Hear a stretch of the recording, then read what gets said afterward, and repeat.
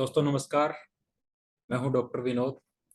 अगर आप dairy farmer हैं तो ये वीडियो आपके लिए है।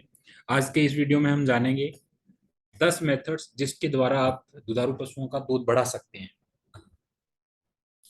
साथियों, दुधारू पशुओं का पूरे ब्यांत में कितना दूध एक पशु दे सकता है, इसके लिए आपको उस पशु की ब्यांत में दी जाने वाली सबसे ज्यादा दूध की मात्रा पता होनी चाहिए। फर्ज कीजिए पशु का सबसे ज्यादा दूध का उत्पादन 8 हफ्ते के आसपास में रहता है। पीक यील्ड को अगर आप 200 से मल्टीप्लाई करेंगे तो आपको उस पशु की पूरे ब्यांत में कितना दूध हमें मिलेगा वो आपको मिल सकता है। फॉर एग्जाम्पल, किसी पशु का सबसे ज्यादा दूध का उत्पादन 15 लीटर है, तो आप उसको 200 से मल्टीप्लाई करेंगे तो वो पशु आपको एक ब्यांत में 3000 लीटर तक दूध दे सकता है। साथियों, पीक यील्ड का मतलब क्या है? पशु जब सबसे ज्यादा दूध का उत्पादन करता है। ये अवस्था आपको देखने को मिलती है 8 से 9 हफ्ते के बाद में, पशु के ब्यांत के 8 से 9 हफ्ते के बाद में। पहले 100 दिन पशु का दूध का उत्पादन बढ़ता है, फिर कांस्टेंट रहता है और उसके बाद में दूध का उत्पादन धीरे धीरे कम होने लगता है, जिसको हम परसिस्टेंसी बोलते हैं। कम होने की रेट 5% से लेके 20% तक हो सकती है। कुछ पशुओं का दूध का उत्पादन ज्यादा तेज गति से कम हो सकता है, जिसमें खुराक और मैनेजमेंट जैसे कारण हो सकते हैं। तो साथियों, ज्यादा दूध का उत्पादन लेने के लिए सबसे पहला फैक्टर है पशु के ब्यांत से पहले देखभाल करना। जी हाँ दोस्तों, अगर मैं आपसे पूछूं मैराथन की दौड़ अगर आपको करनी है, तो अगर आप 1 या 2 साल पहले तैयारी करना शुरू करेंगे तभी आप 20 किलोमीटर या 40 किलोमीटर की जो मैराथन है वो दौड़ को पूरी कर पाएंगे। दुधारू पशुओं के लिए 300 दिन दूध का उत्पादन करना किसी मैराथन से कम नहीं है। दुधारू पशुओं का जो शरीर है वो खुद को तैयार करता है आगे आने वाले ब्यांत में दूध के उत्पादन के लिए। तो उन 60 दिनों में आपको पशु को स्पेशल तरीके की खुराक, अच्छी खुराक देनी चाहिए। और ब्यांत के समय में पशु का जितना दूध का उत्पादन है, सबसे ज्यादा दूध का उत्पादन, उसका 30 से 40% खुराक दाने के रूप में, कंसंट्रेट के रूप में पशु को ब्यांत के समय मिलनी चाहिए। तो अगर आप सही तरीके से ड्राई पीरियड को मैनेज कर लेते हैं तो आप पशु से दूध का उत्पादन ज्यादा ले सकते हैं। ड्राई पीरियड में आपको ऊर्जा ज्यादा नहीं देनी है, पशु को ज्यादा खुराक नहीं देनी है। अगर पशु का शरीर मोटा हो जाएगा तो ऐसे पशु में फैटी लिवर से संबंधित बीमारियां ज्यादा आती हैं। पशुओं की जगह, बैठने की जगह, रहने की जगह साफ सुथरी और कंफर्टेबल, हवादार, रोशनीदार होनी चाहिए। दूसरा, पशुओं में कैल्शियम से संबंधित होने वाले विकारों को कम से कम पशु के शरीर में आना चाहिए। कैल्शियम के मेटाबॉलिज्म को ठीक रखना चाहिए। कैल्शियम से संबंधित जो बीमारी आती है जिसका नाम है मिल्क फीवर, आपके डेयरी फार्म पे अगर एक पशु में मिल्क फीवर की समस्या है तो हो सकता है 8 से 9 पशु ऐसे हैं जिनके अंदर सब क्लिनिकल हाइपोकैल्सीमिया की समस्या है। सब क्लिनिकल हाइपोकैल्सीमिया की समस्या का मतलब कैल्शियम से होने वाले रोग आपको देखने से पता नहीं चलेंगे। ब्लड का सैंपल आप लेंगे तो कैल्शियम का लेवल आप कम पाएंगे। कैल्शियम की अगर डेफिशिएंसी है, कैल्शियम का मेटाबॉलिज्म अगर सही नहीं है, तो आपको कीटोसिस, मेस्टाइटिस से संबंधित समस्याएं, इम्यूनिटी, बच्चेदानी में इन्फेक्शन, पशु को भूख कम लगना, ये सारी चीजें आप देख सकते हैं। तो कैल्शियम के मेटाबॉलिज्म में अगर किसी भी प्रकार की दिक्कत है तो हम उसको बोलते हैं गेटवे ऑफ डिजीजेस, मतलब कैल्शियम की कमी से बहुत सारी बीमारियों के आने की संभावना बढ़ जाती है। तो आपको कैल्शियम का प्रॉपर ख्याल रखना है ब्यांत के समय में और ब्यांत से पहले। तीसरा, पशु के ब्यांत के तुरंत बाद में पशु की खुराक ज्यादा से ज्यादा होनी चाहिए। आपका टारगेट ये होना चाहिए कि पशु अच्छी खुराक और ज्यादा से ज्यादा खाए।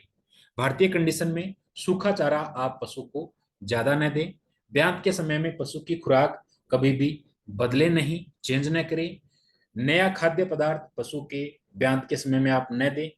आमतौर पे भारत में पशुओं को घी, तेल या दलिया ब्यांत के बाद में शुरू किया जाता है, जिससे पशु का उस टाइम पे ड्राई मैटर इंटेक कम रहता है और इनडाइजेशन के कारण फिर जो पशु की भूख है वो और कम हो जाती है और उसके द्वारा सेकेंडरी कीटोसिस और फैटी लिवर जैसी समस्याएं आने के चांसेस रहते हैं। ब्यांत के तुरंत बाद में पशु को हल्का ल्यूकवर्म वाटर देना चाहिए। एनर्जी के लिए आप जेगरी ऐड कर सकते हैं ताकि पशु का शरीर को तुरंत ऊर्जा मिले। कभी भी आपको दाना बंद नहीं करना है ब्यांत के बाद में। चौथा पॉइंट है पशुओं का जो रहन सहन है, पशुओं की रहने की जगह है वो आरामदायक होनी चाहिए। पशुओं की बैठने की जगह हवादार होनी चाहिए, सूखी होनी चाहिए। मिट्टी अगर आप इस्तेमाल करते हैं पशु के बैठने की जगह पे तो वो सबसे बढ़िया है, बालू मिट्टी सबसे अच्छी है। पशुओं की ज्यादा भीड़ नहीं होनी चाहिए, ओवर क्राउडिंग क्राउडिंग नहीं होनी चाहिए। ताजा ब्यांत के पशुओं को जो दूसरे पशु हैं उनके साथ में आप एकदम से उस पशु को न मिलाएं, उसमें ग्रुपिंग न करें। रीग्रुपिंग जिसको हम बोलते हैं, भी पशु का जो ग्रुप है वो आपको कभी भी ब्यांत के आसपास चेंज नहीं करना चाहिए, क्योंकि पशु एक सोशल एनिमल है। आप उसका ब्यांत के समय में ग्रुप चेंज कर देंगे तो पशु को एडिशनल स्ट्रेस आ सकता है।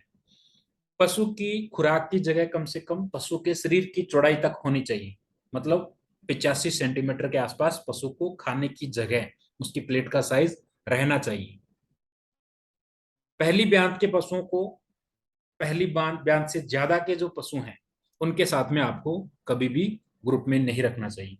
पहले ब्यांत और दूसरे ब्यांत के पशुओं को, जो और बुजुर्ग या उम्र दराज के पशु हैं उनसे आप अलग रखें। मल्टी पेरेस एनिमल से आप प्राइमरी पेरेस एनिमल्स को अलग रखें।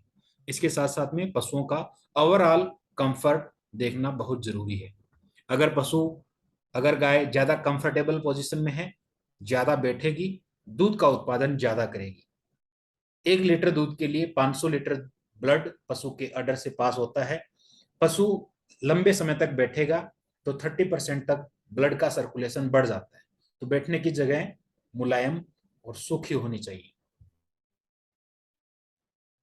पांचवा पॉइंट है, अगर दूध का उत्पादन हमें ज्यादा लेना है तो पशु के ब्यांत के समय पशु का न्यूट्रिएंट्स मिलते हैं र्यूमेन से। पशु का जो पाचन तंत्र है वहां से न्यूट्रिएंट्स पशु को मिलते हैं, जाते हैं। पशु के र्यूमेन की खास ध्यान रखना बहुत जरूरी है। तो इसके लिए एकदम से आप ज्यादा अनाज न दें, अच्छी क्वालिटी का फाइबर युक्त राशन पशु को जरूर देते रहें ताकि पशु अच्छी तरह से रूमिनेशन करे, जुगाली करे और पशु का जो हाजमा है, डाइजेशन है, वो अच्छा रहे। पशुओं की, जो ताजा पशु हैं उनकी खाने की जगह को सूखा या खाली न रखें। पशुओं को आप जितनी ज्यादा बार खिलाएंगे, बार बार खिलाएंगे, पशु की खुराक उतनी ज्यादा बढ़ेगी, दूध का उत्पादन उतना ही बढ़ेगा। पुराने टाइम में पशुओं को हम सुबह शाम देते थे, आजकल अच्छे नस्ल के पशुओं को आपको बार बार और ताजा राशन देना चाहिए। इसके बाद में पशुओं के लिए जो फ्री चॉइस सॉल्ट और बफर लिक्स हैं वो उनके खाने की जगह या बंक स्पेस में हमेशा मौजूद रहने चाहिए। पशु का राशन, तूड़ी, हरा चारा, साइलेज और कंसंट्रेट, इन सबको मिक्स करके, प्रॉपरली मिक्स करके, टोटल मिक्स राशन के फॉर्म में, टीएमआर के फॉर्म में पशु को देना चाहिए। आप अगर कंसंट्रेट एक टाइम पे देंगे, उसके बाद में अगर आप फाइबर युक्त साइलेज या सूखा चारा देंगे तो पशु के शरीर में एसिडोसिस की समस्या हो सकती है। एसिडोसिस से पशु का फाइबर डाइजेशन कम हो जाता है और पशु को एनर्जी और न्यूट्रिएंट्स कम मिलेंगी और पशु का दूध का उत्पादन आपको कम मिलेगा। तो पशु से दूध के उत्पादन के लिए पशु का जो डाइजेस्टिव सिस्टम है उसको सही रखना बहुत जरूरी है। आपके डेयरी फार्म पे पशुओं की दूध की एवरेज अच्छी रहे, इसके लिए जिन पशुओं को पीछे के ब्यांत में दूध उत्पादन के साथ में जो बीमारियां आई हैं, जैसे कि मिल्क फीवर, केटोसिस, फास्फोरस से संबंधित समस्याएं, उन पशुओं को आप ज्यादा फोकस में रखें, उनकी ज्यादा अच्छे तरीके से केयर करें। क्योंकि जिन पशुओं में एक बार समस्या आ चुकी है उन पशुओं में बार बार दिक्कत आने के चांसेस ज्यादा रहते हैं। तो ऐसे पशुओं को आप दूसरे ग्रुप से अलग रखें और उन पे स्पेशल अटेंशन आपका रहना चाहिए। सातवां पॉइंट है, पशु के शरीर में जो बीसीएस है उसको मॉनिटर करना चाहिए। बीसीएस का पूरा नाम है बॉडी कंडीशन स्कोरिंग। बीसीएस का मतलब है पशु के शरीर में फैट के रूप में, पशु के शरीर में फैट के रूप में एनर्जी की जमावट, इसको हम बॉडी कंडीशन स्कोरिंग बोलते हैं। किसी भी पशु के शरीर में जो एनर्जी है वो फैट के रूप में डिपॉजिट रहती है। तो विजिबली आंखों से देखने पे हम पशु की जो बॉडी कंडीशन स्कोरिंग है वो कर सकते हैं। पशु अगर ज्यादा कमजोर होगा तो पहले 100 दिन, ब्यात के पहले 100 दिन में पशु का वजन कम होता है। अगर पहले से पशु का वजन कम है तो जरूरी न्यूट्रिएंट्स दूध के लिए जो पशु को चाहिए वो मिल नहीं पाएंगे, पशु ज्यादा कमजोर हो जाएगा, दूध फैट एसएनएफ कम मिलेगी। तो बॉडी कंडीशन स्कोर ब्यात के समय 3 से 3.5 के बीच रहना चाहिए। अगर पशु का बॉडी कंडीशन स्कोर कम है तो एक्स्ट्रा राशन उसको आप दें, बाईपास फैट आप दे सकते हैं और एडिटिव्स दे सकते हैं ताकि पशु का डाइजेशन प्रॉपर रहे। अगर पशु का बॉडी कंडीशन स्कोर 3.5 से ज्यादा है, ऐसे पशुओं में फैटी लीवर से संबंधित, कीटोसिस से संबंधित समस्याएं आपको ज्यादा देखने को मिलती हैं। तो ऐसे पशुओं को आप कोलिन क्लोराइड उनकी डाइट में जरूर सप्लीमेंट करें, 15 ग्राम प्रति पशु प्रतिदिन।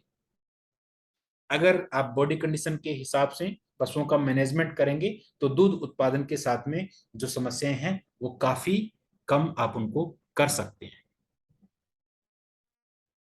इसके बाद में पशुओं का जो डाइजेस्टिव सिस्टम है, पाचन तंत्र को तंदुरुस्त रखने के लिए, एफिशिएंट रखने के लिए बहुत सारे फीड एडिटिव्स आप यूज कर सकते हैं। आइनोफोर्स आप यूज कर सकते हैं ग्लूकोज की अवेलेबिलिटी के लिए। ग्लूकोज से लैक्टोज बनता है और लैक्टोज एक पोटेंशियल क्रिएट करता है जिससे दूध का उत्पादन ज्यादा होता है।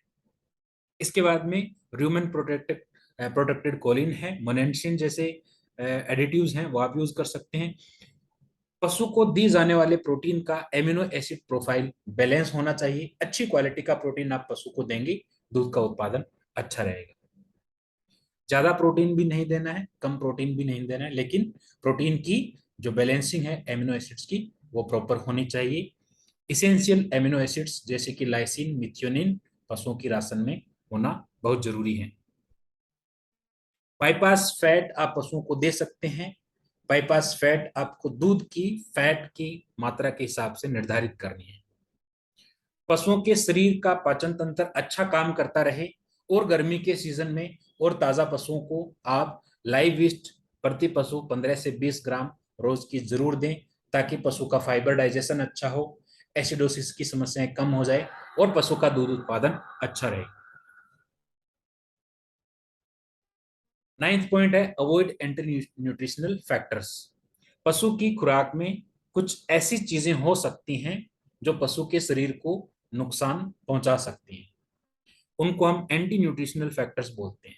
For example, cotton seed cake में आपको गोसिपोल नामक जो एंटी न्यूट्रिशनल एएनएफ है वो आपको देखने को मिलता है। तो गोसिपोल से पशु की ड्राई मैटर इनटेक कम हो जाती है, भूख कम हो जाती है, पशुओं में दूसरे प्रकार की समस्याएं भी आ सकती है। इसी प्रकार से पशु की खुराक में अगर पशु की खुराक जैसे कि साइलेज या तूड़ी या दाना उसमें फंगस है तो पशु को लीवर संबंधित समस्याएं आ सकती है, इनडाइजेशन की प्रॉब्लम आ सकती है और जो माइक्रोटॉक्सिन्स हैं वो पशु दूध के अंदर पास करेगा। तो ऐसा दूध पीने वाले इंसानों में भी लीवर से संबंधित और समस्याएं आ सकती है और माइक्रोटॉक्सिन्स कार्सिनोजेनिक भी है। तो पशु की खुराक खुराक साफ होनी चाहिए। किसी भी प्रकार का आपको अगर फंगस दिखाई देता है तो ऐसी खुराक को पशु को आप न डालें। इसके बाद में पशुओं के शरीर को बीमारियों से बचाने के लिए जरूरी विटामिन और मिनरल्स पशु की खुराक में हमेशा आपको यूज करने चाहिए। विटामिन ए, विटामिन ई पशु के लिए बहुत जरूरी है। विटामिन ई और सेलेनियम जो ग्लूटाथायोन प्रोक्सीडेज एंजाइम है उसको अच्छे तरीके से काम करके पशु की जो एंटीऑक्सीडेटिव पावर है उसको बढ़ाता है। ऑक्सीडेटिव डैमेज से पशु के शरीर को बचा के रखेगा। ऑक्सीडेटिव स्ट्रेस और फैट मोबिलाइजेशन के कारण जो नुकसान पशु को हो सकता है उससे बचा के रखेगा। तो आपको पशु की खुराक में विटामिन्स, मिनरल्स और एंटीऑक्सीडेंट्स का लेवल हमेशा रखना चाहिए। तो साथियों, अगर हम ये 10 पॉइंट करेंगे, इन 10 पॉइंट पे फोकस करेंगे, विचार विमर्श करेंगे, ध्यान में रखेंगे, तो आप पशुओं से जो दूध का उत्पादन है वो ज्यादा से ज्यादा आप ले पाएंगे। अंत में साथियों, एक एक बात आपसे शेयर करना चाहूंगा। अगर आप पशु का पीक मिल्क प्रोडक्शन अच्छी खुराक से, अच्छे मैनेजमेंट से, अच्छे काउ कंफर्ट से, बीमारियों से बचा के आप अगर पशु को रखेंगे और पीक यील्ड अगर आप 2 लीटर बढ़ा लेते हैं, पिछले बयान में मान के चलो किसी पशु ने आपको दूध का उत्पादन किया है 20 लीटर, तो इस पशु को आपको पूरे बयान में आप इसको मल्टीप्लाई करेंगे तो 4000 लीटर दूध आपको मिलने वाला है। अगर आपने अच्छे मैनेजमेंट से दूध जो पीक यील्ड है उसको आपने 2 लीटर से बढ़ा लिया, तो वो पशु आपको 400 लीटर दूध का उत्पादन ज्यादा करके देगा उस बयान में। तो पीक यील्ड के लिए आप अच्छी खुराक, फीड एडिटिव्स, मिनरल्स, विटामिन और मैनेजमेंट पे आप फोकस करेंगे तो हम पर एनिमल प्रोडक्टिविटी को बढ़ा के डेयरी फार्मिंग से ज्यादा मुनाफा ले सकते हैं और डेयरी फार्मिंग को ज्यादा सस्टेनेबल, एनवायरमेंट फ्रेंडली बना सकते हैं और अपना जो डेयरी फार्मिंग से प्रॉफिट है वो भी हम काफी अच्छा कर सकते हैं। साथियों, आप सभी का इस वीडियो में जुड़ने के लिए बहुत बहुत धन्यवाद। अगर आपके कोई भी क्वेश्चंस हैं तो आप कमेंट बॉक्स में जरूर लिखें। अगर ये नॉलेज आपको अच्छी लगी है तो आप इस चैनल को सब्सक्राइब करें, अपने दोस्तों के साथ में शेयर जरूर करें। Thank you.